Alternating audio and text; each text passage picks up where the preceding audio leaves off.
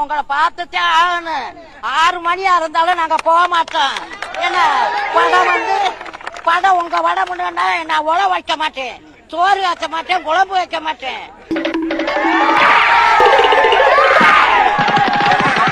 இது பேலரினா.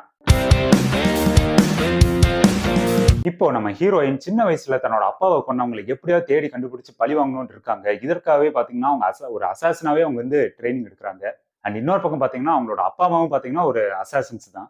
இப்போ சில பல வருஷங்கள் கழிச்சு அவங்க ஒரு அசாசினாவே மாறுறாங்க. அதுக்கப்புறம் என்னாச்சு அப்படிங்கறதா இந்த பேலரினா படத்தோட கதை. வந்து ஜான்விக் 3rd பார்ட், அதாவது இந்த பேரபலம் படத்தோட ஒரு பேரலல் ஹேப்பன்ஸ் தான் இந்த படம். இப்போ ஜான்விக் பிரான்சைஸையும் சரி, பேலரினா படத்தையும் சரி, நான் ரொம்ப ஈகரா சர்ப்ரைஸா பாக்குறதுக்கு வந்து பாத்தீங்கன்னா ரெண்டே காரணம் தான்.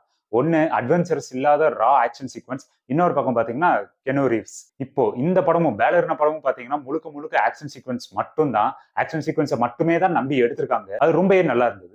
இன்னொரு பக்கம் இந்த படத்தை பாத்தீங்கன்னா ஜான்விக் பிரான்சைஸுக்கு மேலேயும் இல்லாம கீழே இல்லாம கொஞ்சம் கூட அசராம அப்படியே ஈக்குவலா பேலன்ஸ் பண்ணிருக்காங்க. அவங்களோட பெர்ஃபார்மன்ஸ் தான் இந்த படத்துக்கு ஒரு மிகப்பெரிய ஒரு பிளஸ் பாயிண்ட். முழுக்க இந்த படத்தை அவங்க ஷோல்டர்ல தாங்கியிருக்காங்கன்னு சொல்ல முடியாது. ஏன்னா ஜான்விக் அவரோட கேரக்டருக்கு ஒரு பில்டப் ஏற்றி ஒரு ரைட்டிங்ஸ் இருக்கும்ல, அது வந்து இந்த படத்துல வந்து கொஞ்சம் கம்மி தான். அவங்களுக்கு ரைட்டிங் பார்ட்னு பார்த்தோம்னா கொஞ்சம் கம்மி தான். பெர்ஃபார்மன்ஸ் வந்து இந்த படத்துக்கு வந்து ஒரு மிகப்பெரிய ஒரு பிளஸ் பாயிண்ட் தான். அண்ட் இந்த படத்துல வந்து பாத்தீங்கன்னா இது எல்லாத்துக்கும் தெரிஞ்சதுதான், ஜான்விக் அவரோட அப்பியரன்ஸ் இருக்கு, ஜஸ்ட் இந்த படத்தோட லீடுக்காக வச்சிருக்காங்க. அண்ட் இன்னொரு பக்கம் பாத்தீங்கன்னா வில்லன் கேரக்டர் என்னதான் நல்லா இருந்தாலும் கொஞ்சம் ஸ்ட்ராங்கா இருந்திருக்கலாமோ அப்படிங்கிற ஒரு ஃபீல் தான் இருந்தது. ஜஸ்ட் ஒரு கட்டத்துக்கு மேல வெறும் பில்டப் தான் இருக்கோ அப்படிங்கிற ஒரு ஃபீல் வந்து கண்டிப்பா எனக்கு பர்சனலா இருந்தது. ஸோ வில்லனோட கேரக்டர் வந்து பாத்தீங்கன்னா கொஞ்சம் ரைட்டிங்ஸ் வந்து இன்னும் கொஞ்சம் நல்லா இம்ப்ரூவ் பண்ணிருக்கலாம். ஆக்ஷன் சீக்வன்ஸ் நான் ஆல்ரெடி சொன்ன மாதிரி எல்லாமே பயங்கரமா இருந்தது. அண்ட் ஸ்டார்டிங்ல ஒரு ஆக்ஷன் சீக்வன்ஸா இருக்கட்டும், கிளைமேக்ஸ்ல வர அந்த போர்ஷனா இருக்கட்டும், ரொம்ப சூப்பரா இருந்தது. அண்ட் சவுண்ட் எஃபெக்ட் இந்த படத்துக்கு வந்து பாத்தீங்கன்னா மிகப்பெரிய ஒரு பிளஸ் பாயிண்ட். நல்ல ஒரு சவுண்ட் சிஸ்டம் இருக்கிற தியேட்டர்ல பார்த்தா செம்ம என்ஜாய்மெண்டா இருக்கும், நல்ல ஒரு எக்ஸ்பீரியன்ஸா இருக்கும். மொத்தத்துல எனக்கு வெறும் ஆக்ஷன் இருந்தா போதும், நான் நல்லா பார்ப்பேன் அப்படிங்கிறவங்களுக்கு இந்த படம் வந்து பாத்தீங்கன்னா மிகப்பெரிய ஒரு ட்ரீட் தான்.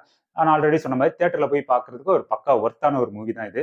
பெருசா எங்கேயுமே போர் அடிக்காது. அப்படியே அடுத்து என்னென்ன அப்படியே போயிடும்.